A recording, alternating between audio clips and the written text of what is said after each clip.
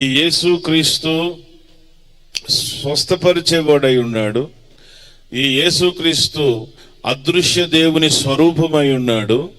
ఈ యేసుక్రీస్తు మనందరి పాపముల కొరకు ప్రాణం పెట్టిన వాడై ఉన్నాడు. ఇది ఆయన అయి ఉన్నాడు. హల్లెలూయా. ఇంకొక కోణంలో చెప్పాలి అంటే ఈ యేసుక్రీస్తు వరుడై ఉన్నాడు. ఈ యేసుక్రీస్తు పరమ కుమ్మరి అయి ఉన్నాడు. ఈ యేసుక్రీస్తు ద్రాక్షవల్లి అయి ఉన్నాడు. ఈ యేసుక్రీస్తు సత్యమై ఉన్నాడు. ఈ యేసుక్రీస్తు కాపరి అయి ఉన్నాడు. ఈ యేసుక్రీస్తు వెలుగై ఉన్నాడు. వీటన్నిటినీ మిక్సీలో వేసి కొడితే వచ్చే జ్యూస్ ఉందే, ఆ జ్యూస్కి అర్థం ఏంటంటే మనం సేవించుచున్న దేవుడు ప్రేమయ్య ఉన్నాడు. హల్లెలూయా. మనం పూజించుచున్న దేవుడు ప్రేమయ్య ఉన్నాడు. యోహాను శుభవార్త 4వ అధ్యాయము 8వ వచనాన్ని చదువుకుందాం. దేవుడు ప్రేమ స్వరూపి. చిన్న ప్రార్థన చేసుకుందాం. ఈ ప్రేమమయుడైన దేవుడిని ఈ రాత్రి మీరు కలుసుకొనుదురుగాక. పరిశుద్ధుడా, ప్రేమ కలిగిన మా ప్రియ పరలోకపు తండ్రి, ఈ రాత్రికాల సమయమందు మీరే మాతో మాట్లాడండి. నీ ప్రేమ మేము తెలుసుకొనగలుగుటకు మాకు సహాయం చేయి. ఈ రాత్రి నుంచి నీ ప్రేమలో మేము పడాలి నాయనా. మీరే నీ కృపను మాకు మెండుగా దయచేయమని యేసు నామములో వేడుచున్నాను తండ్రి, ఆమేన్. హల్లెలూయా. ఈ మాటలు రాసినటువంటి వ్యక్తి ఒక చేపలు పట్టుకునేవాడు, యోహాను. చేపలు పట్టుకునేవాడు యేసుక్రీస్తు ప్రభువు చేసిన అద్భుతాన్ని చూసి ఆయనకు శిష్యుడిగా మారకుండా ఉండలేకపోయాడు. దేవుని బిడ్డలారా, మన జీవితంలో దేవుడు ఒక అద్భుతం చేసిన తర్వాత మనము దేవుని కొరకు బ్రతుకుదుము గాక, దేవునికి సాక్షులుగా జీవించుదుము గాక, దేవునికి సువాసనకరమైన పుష్పాలుగా బ్రతుకుదుము గాక, దేవునికి ప్రభువుకి మాదిరికరముగా బ్రతుకుదుము గాక. ఆయన పరిశుద్ధుడు గనక ఆ పరిశుద్ధుడైన దేవుని ద్వారా మేలు పొందుకొని మనము కూడా పరిశుద్ధులుగా బతకబద్దులమై ఉన్నాం. ఆదివారం మందిరం రాత్రికి మందు తాగేటటువంటి బ్యాచి ఈ రాత్రి మీరు మారుదురుగాక. ప్రేమామయుడైన దేవుడు నిన్ను నన్ను ప్రేమించి ఈనాటి వరకు సజీవుల్లో ఒకడుగా ఉంచింది. ఎందుకో తెలుసా? ఆయనకి ఈ రోజన్నా నీవు పవిత్రముగా బ్రతుకుతావని, ఈ రోజన్నా నీవు ఆయనకు కృతజ్ఞత కలిగి జీవిస్తావని, ఈ రోజైనా నీ జన్మ కర్మ పాపమును ఒప్పుకొని ఆ సిలువ వైపు చూస్తావని దేవుడు ఈ రోజు నిన్ను నన్ను బ్రతికించాడు. నిన్ను నన్ను బ్రతికించిన మరో ఉద్దేశం ఏంటో తెలుసా? కొంచెమన్నా ఆయనకు నమ్మకంగా బ్రతుకుతావని, గుండెల్లో దాగి ఉన్న అపవిత్రత తొలగించుకుంటావని, ఒకవేళ చస్తే ఆయన రాజ్యములో ఆయన సింహాసనము దగ్గర నీవును ఆనందిస్తావు అని ఒక అవకాశం నీకు నాకు ఇచ్చాడు. ఈ రోజున బ్రతికుండే అవకాశం. ఈ ప్రేమామయుడైన దేవుడు ఎందుకు మనలను ఇంకా ఎడబాయిన తన ప్రేమతో మనల్ని ముద్దాడుతున్నాడు, వెంటాడుతున్నాడు, మన తలుపు తడుతున్నాడు, మన హృదయాన్ని ఇలాంటి కోటాలలో వాక్యము ద్వారా తట్టుచూ ఉన్నాడు. ఇకనైనా నీ హృదయములోకి ఆయనకి స్థలం ఇస్తావేమో అని. దైవ జనాంగమా, నీవు సేవించుచున్న దేవుడు ప్రేమ స్వరూపి అయి ఉన్నాడు. హల్లెలూయా. ఆయన ప్రేమ మనుషుల ప్రేమ కంటే ఉన్నతమైనది. మనుషుల ప్రేమ ఒక గులకరాయి అయితే యేసయ్య ప్రేమ హిమాలయ పర్వతము కంటే పెద్దది. చప్పట్లు కొట్టి దింబరుద్దాం. హల్లెలూయా. ఇలాంటి ప్రేమ కలిగిన దేవుడు మనలను వెంబడిస్తూ ఉన్నాడు. హల్లెలూయా. కాబట్టి ఆయన అంటున్నాడు, మనం పూజించే దేవుడు ప్రేమ స్వరూపి. ప్రేమ లేనివాడు దేవునిని ఎరుగడు. ప్రేమ కలిగిన దేవుణ్ణి వెంబడిస్తూ లోకాన్ని ప్రేమిస్తున్నావా, నువ్వు సరిగా దేవుణ్ణి ఎరగలేదు. ఈ ప్రేమమయుడైన దేవుణ్ణి వెంబడిస్తూ నీ తోటి వారిని, ఒక వ్యభిచారిని, ఒక త్రాగుబోతుని, ఒక దొంగని, ఒక అబద్ధికుడిని నువ్వు ప్రేమించలేకపోతున్నావా, నీవు దేవుణ్ణి ఎరగలేదని అర్థం. వావిలాల అనే గ్రామంలో 2000 సంవత్సరములో వాక్యం బోధించడానికని నేను పంపబడ్డాను. ఆ మందిరంలో 8 మంది స్త్రీలు ఉన్నారు. అందులో ఒక విధవరాలు, మిగతా 7గురికి పెనిమిట్లు ఉన్నారు, పిల్లలు ఉన్నారు. నేను మొట్టమొదటిసారి అక్కడ వాక్యం చెప్పడానికి పంపించబడ్డాను. ఆ 8 మందిని ఒక మాట అడిగాను, ఎన్ని సంవత్సరాల నుంచి మీరు చర్చికి వస్తున్నారు అంటే, ఈ చర్చి కట్టి 10 ఏళ్ళు అయిందండి అన్నారు. ఓకే, మీరు ఎన్ని సంవత్సరాలు చూస్తాం? మేము 8 సంవత్సరాలు చూస్తున్నాం. ఓహో, సంవత్సరానికి ఒక్కళ్ళ చొప్పున ఉన్నారా మీరు? చాలా సంతోషం. ఇంతకీ మీ భర్తలేరి? వాళ్ళు తాగుతారండి, రారండి. మీ పిల్లలేరి? మా మాట వినరండి. ఆహా, బాగుంది. మీ ఇంటి చుట్టుపక్కల వాళ్ళన్నా తెచ్చుకోలేదా? వాళ్ళు మా మాట వినరండి. ఆహా, ఓకే. ఇంతకీ మీ భర్తలు తాగొచ్చినప్పుడు మీరు ముఖాలు నా ముఖంలాగా నల్లగా పెట్టుకొని ఉంటారా? తోంతంలాడుతూ ఉంటారా? ప్రేమగా ఉంటారా? అంటే తాగొచ్చినోటి దగ్గర ప్రేమ ఎట్టుంటుంది అంది ఒక ఆమె.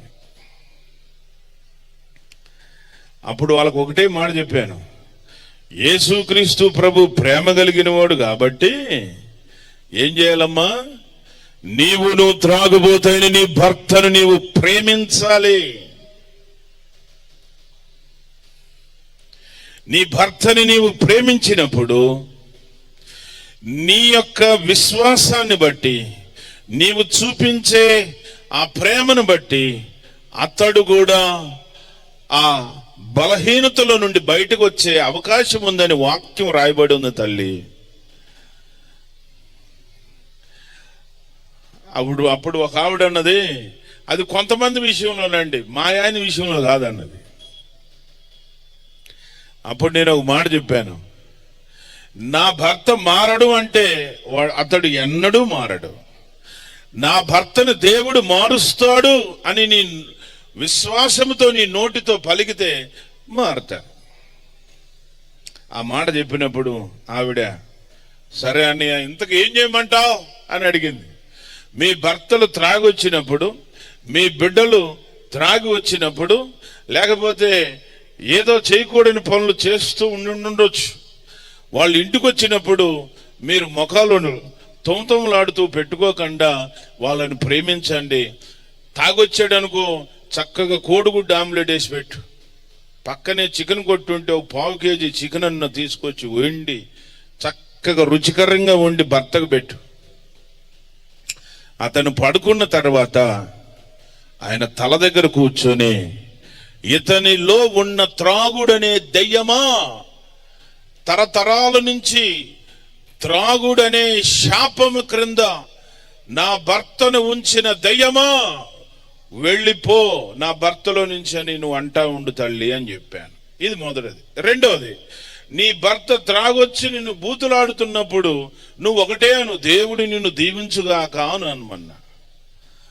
బలివుడు అన్నాను, అలాగే అను, లేకపోతే కుదరదు. ఇంకొక ఆవిడకి చెప్పాను, నీ భర్త ఏం చేస్తావు, తాగొచ్చిన వెంటనే ఏదో ఒక వంక పెట్టి కొట్టేస్తాడు అన్నయ్య, మరి నువ్వేం చేస్తావు? నేను కూడా ఎదురు తిట్టేస్తాను. ఈరోజు నేను తిట్టొద్దు, తన్నులు తిన్నాను. అలాగే అన్నది. అన్నట్టుగానే ఈమె పేరు పరిశుద్ధం, ఆయన పేరు వెంకటేశ్వరరావు. ఆ కళ్ళు ఆవిడని ఉంచుకొని ఆవిడ చెప్పే కబూర్లను అతడు మనసులో పెట్టుకొని వచ్చి ఏం చేస్తుంటాడు తెలుసా? భార్యను కొడుతున్నాడు. ఈ మాటలు ఆదివారం విన్నది సోమవారం రోజు ఇంట్లో ప్రార్థన చేసుకుంటుంది, ఖాళీ సమయంలో ప్రార్థన చేసుకుంటుంది. ఈయన తాగొచ్చి తలుపు కొడుతున్నాడు. ఆమె ప్రార్థన లీనమైపోయింది, తీయలేకపోయింది. పల్లెటూరులో తలుపులు చక్కగా పైకి లేపొచ్చండి, చక్కగా పైకి లేపి పక్కన పెట్టి గొడ్డలు లేపాడంట పైకి. నీకు దేవుడు ముఖ్యమే మొగుడు ముఖ్యమే అని.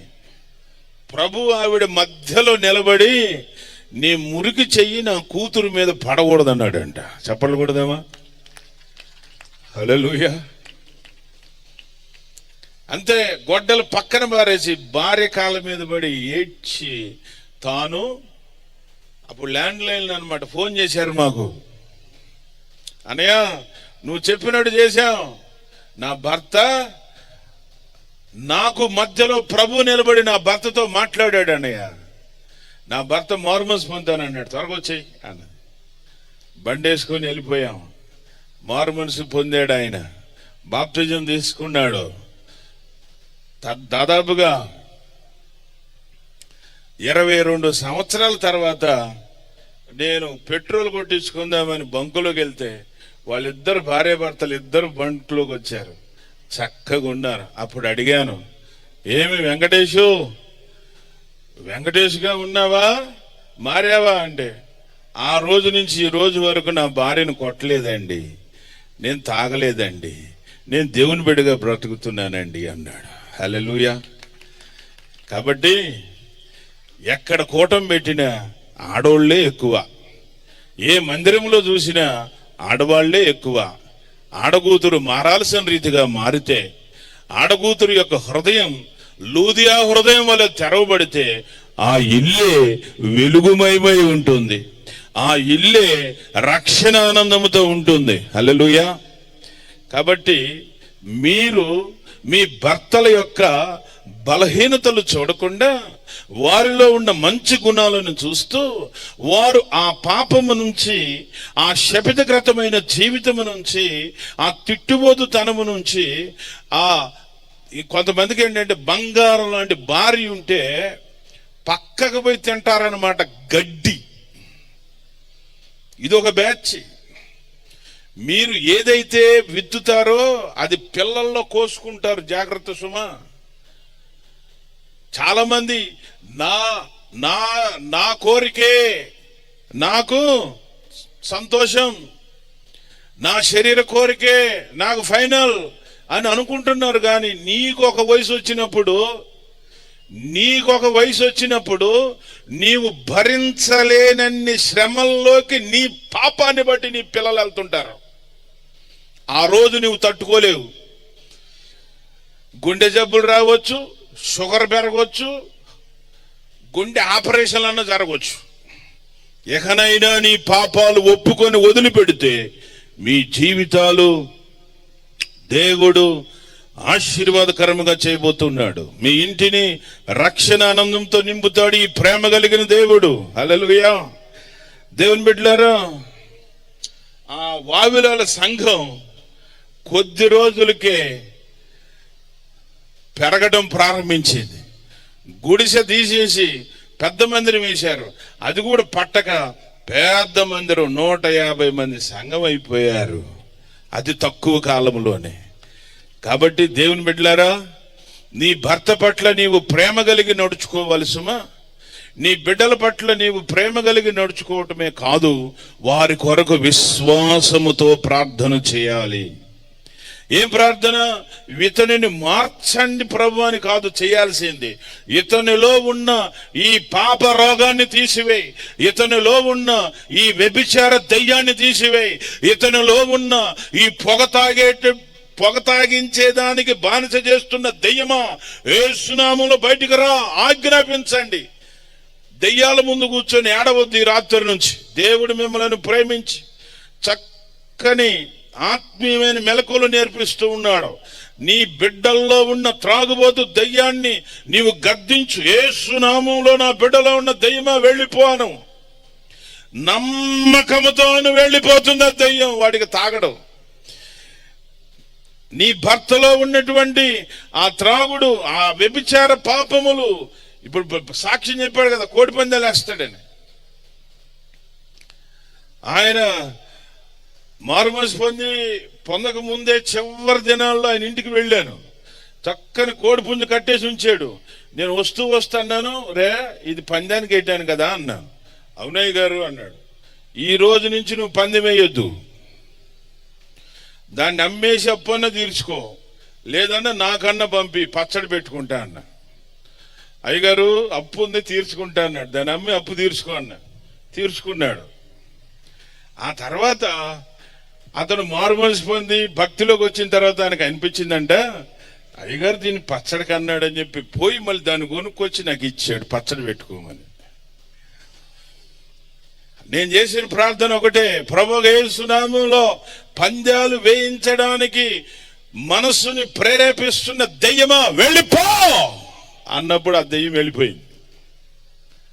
అంతేగాని దెయ్యాల ముందు కూర్చొని పాస్టర్లు కూడా ఏడుస్తుంటారు, ప్రభువా ఈ దెయ్యాన్ని తీసివేయి ప్రభువా అంటుంటారు. ప్రభు ఏం చెప్పాడు? నీకు నేను అధికారం ఇచ్చారా, గద్దించు అన్నాడు. దెయ్యాన్ని గద్దించు అన్నాడు. పాపం వలన వచ్చిన రోగాన్ని గద్దించు, రోగముతో నువ్వు మాట్లాడు అన్నాడు దేవుడు. హల్లెలూయా. కాబట్టి మనం ఈ రోజు నుంచి ఒకటే చేయండి, మీ యొక్క బిడ్డల కుటుంబాలు బాగోలేదు అనుకోండి, కుటుంబాలను పాడు చేస్తున్న దురాత్మ నా బిడ్డల కుటుంబం మీద నుంచి బయటికి వెళ్ళిపో అని విశ్వాసంతో మీరు పలకండి. దేవుడు మీ జీవితాలలో అద్భుతాలు చేయబోతున్నాడు. అందరూ చెప్పలు పరుద్దాం. ఈ ప్రేమ కలిగిన దేవుడు అనండి, ప్రేమ కలిగిన దేవుడు. ప్రేమ కలిగిన దేవుడు మన లోపాలను చూడండి. ఒక తల్లిగా, ఒక తండ్రిగా నీ బిడ్డలు ఎంత చెడిపోతున్నా మనసులో బాధపడుతూ, మనసులో కృంగిపోతూ, ఒంటరిగా దుఃఖిస్తూ ఉంటావే గాని వాడు చావాలని కోరుకోవు కదా. ఒక తల్లిగా, ఒక తండ్రిగా చెడిపోయిన, బాధ్యత లేని, పాడైపోయిన నీ బిడ్డల విషయంలోనే నీకు అంత ప్రేమ ఉంటే, ఈ సమస్తమైన విశ్వమును తన నోటి మాట చేత కలుగు చేశాడు.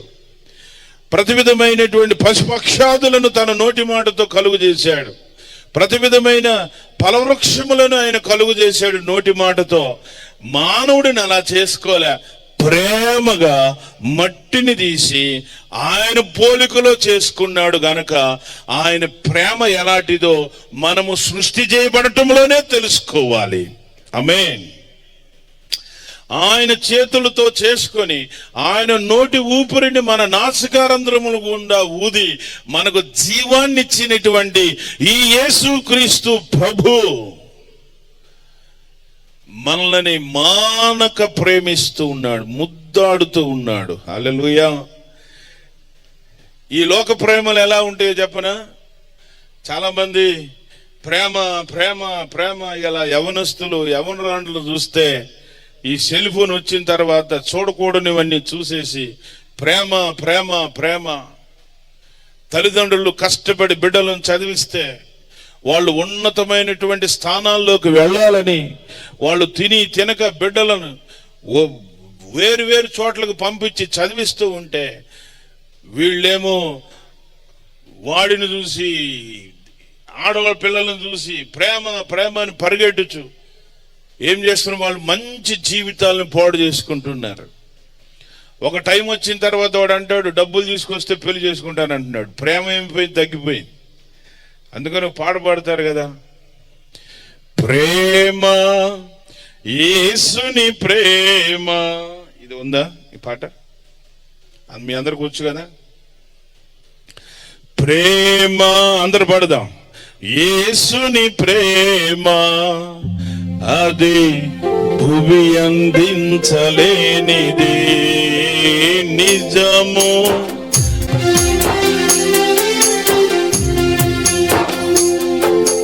ప్రేమ యేసుని ప్రేమ అది భువి అందించలేనిది నిజము.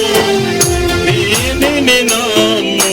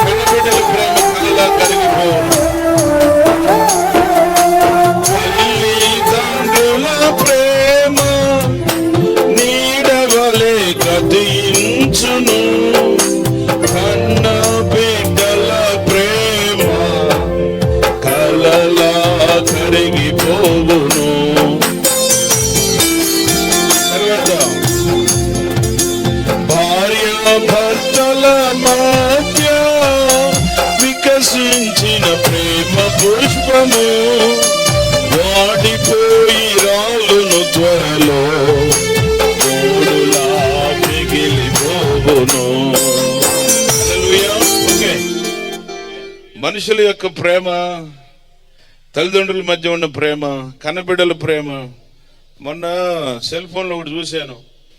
ఆస్తి రాసివ్వలేదని 40 సంవత్సరాల కొడుకు ఆ తండ్రిని పిడిగుద్దులు గుద్దాడు. నేను లెక్కేశాను, మొత్తం 28 గుద్దులు గుద్దాడు తండ్రిని. అతను చనిపోయాడు. ఆ గుద్దులు తట్టుకోలేక హాస్పిటల్లో చనిపోయాడు. ఎట్లా ఉందండి ఈనాటి ప్రేమలు? డబ్బు సంపాదించే కొడుకు మీద ఉండే ప్రేమ సంపాదించిన కొడుకు మీద ఉండదు. మేము చదువుకునే రోజుల్లో అక్క చెల్లి పిల్లలు 5గురు ఉన్నాం. మా ముందున్న 2కి ఉద్యోగాలు వచ్చాయి. మేము ఇప్పుడు చదువుకుంటున్నాం, మిగతా 3 ఉద్యోగాలు వచ్చినటువంటి మా 2 అన్నల్ని మా తల్లులు 3 అందరూ వచ్చి బస్ ఎక్కించేవాళ్ళు. పెద్దోడా, చిన్నోడా, జాగ్రత్తకి వెళ్ళాయా, పోయినంటనే ఉత్తర రాయ్యా అనేవాళ్ళు. మేము చదువుకోవటానికి వెళ్ళేటప్పుడు ఒక్కళ్ళు చెప్పేవాళ్ళు కాదు. నేను అన్ని గమనిస్తుండేవాడిని. ఉద్యోగం ఉంటే ఎంత గౌరవం, ఉద్యోగం లేకపోతే అసలు పట్టించుకోవట్లేదు. సంపాదించే కొడుకంటే తల్లికి ఎంత ప్రేమో. ఇంటికి రావటం ఆలస్యమైతే గడలాడిపోతారు. అదే ఉద్యోగం లేని కొడుకు, వాడాడో పని బాట లేక అడ్డగాడిదలా తిరుగుతున్నాడు, వాడే వస్తాడు అనుకుంటారు. ఇది మనిషి యొక్క ప్రేమ. డబ్బు సంపాదిస్తే భర్త మీద ఎంత ప్రేమో. ఏమండి తిన్నారా, భలే ఫోన్ వెళ్తాయి ఇంట్లో నుంచి. జాగ్రత్తగా వెళ్ళారా, మధ్యాహ్నం కనుక భోజనం తిన్నారా, మళ్ళీ సాయంత్రం త్వరగా వచ్చేయండి, వచ్చినండి ఈ టీ తాగండి. అదే డబ్బు సంపాదించిన భర్త అనుకో, నువ్వు ఇంట్లో ఉంటే నాకు చికాకు ఉంది కానీ నువ్వు బయట ఉంటే మంచిదంటారు. భార్యాభర్తల మధ్య వికసించిన ప్రేమ పుష్పము. నన్ను మెల్లగా పాడుకుంటే నాకు రాదు పాడటం, నా బాధలు నన్ను బానేయండి. భార్యాభర్తల మధ్య వికసించిన ప్రేమ పుష్పము, రాలిపోయి వాడిపోయి రాలును త్వరలో, మోడులా మిగిలిపోవును. ఎన్నాడెన్నడు మారనిది నా యేసుని. అందరూ పడదాం. ఎన్నాడెన్నడు మారనిది నా యేసుని నిత్య ప్రేమ, ఎన్నాడెన్నడు వేడనిది నా యేసుని నిత్య ప్రేమ. ప్రేమ యేసుని ప్రేమ, అది భూమి అందించలేనిది. హల్లెలూయా. బంధుమిత్రుల ప్రేమ ఇదే పాటిది. యోబు దగ్గర డబ్బులున్నప్పుడు అందరూ అన్నయ్య, తమ్ముడు అన్నోళ్లే. యోబు దగ్గర డబ్బులు అయిపోయినాక, యోబు దగ్గర ఆరోగ్యం పోయిన తర్వాత అందరూ విడిచిపెట్టారు. చివరికి భార్య కూడా అన్నది, నీ దేవుడిని దూషించి చావరాదా అన్నది. కానీ ఒకానొక దినమందు యోబుని దేవుడు జ్ఞాపకము చేసుకొని ఆశీర్వదించాడు. అప్పుడు ఏం చేశారో తెలుసా? అక్క చెల్లెళ్ళు వచ్చారు, హల్లెలూయా. అన్నదమ్ములు వచ్చారు, హల్లెలూయా. బంధుమిత్రులు వచ్చారు, దేవుని స్తోత్రం. అంతేకాదు ఊరకొచ్చారు అనుకుంటున్నారా? యోబు ఇప్పుడు నవ్వుతూ ఉంటే వీళ్ళు ఏడుస్తున్నారు. ఎందుకంటే ఇదొక స్ట్రాటజీ. నీకు అంటే నాకు ఎక్కువ ప్రేమ ఉందని ఈ రకంగా వ్యక్తపరచడం. అటు రోగంతో ఉన్నప్పుడు పెట్టవచ్చుగా అన్నం, ఓ బంగారం ఇవ్వచ్చుగా. రోగంతో ఉన్నప్పుడు ఎవడు బంగారం ఇవ్వలే. ఎప్పుడైతే ఇతను రోగం నుంచి బయటపడ్డాడో ప్రతి ఒక్కడు వచ్చి ఉంగరం పెడుతున్నాడు, కాసు బంగారం ఇస్తున్నారు, గిఫ్ట్లు ఇస్తున్నారు. గిఫ్ట్లు బాగైనప్పుడు. హల్లెలూయా. నాకు కూడా ఉద్యోగం వచ్చిన తర్వాత ప్రతి ఒక్కళ్ళు మా బంధువులు. చిన్నోడు తిరువురులో ఉద్యోగం చేస్తున్నాడు, చూసి వద్దామని వస్తుండేవాళ్ళు. నేనేం చేసేవాడిని, రానిచ్చేవాడిని. తిరువురు వచ్చిన తర్వాత ప్రభు నన్ను పట్టుకున్నాడు, రక్షించుకున్నాడు. హల్లెలూయా. మా ఇంటికి రానిచ్చిన తర్వాత అనేవాడిని, అంతకుముందు బాబాయ్ అనుకోండి, నాన్న అని పిలిచేవాడిని. పెదనాన్న అనుకోండి, నాన్న నీకేం తినాలనిపిస్తుంది, వాళ్ళ కోరికలని చెప్పేవాళ్ళు.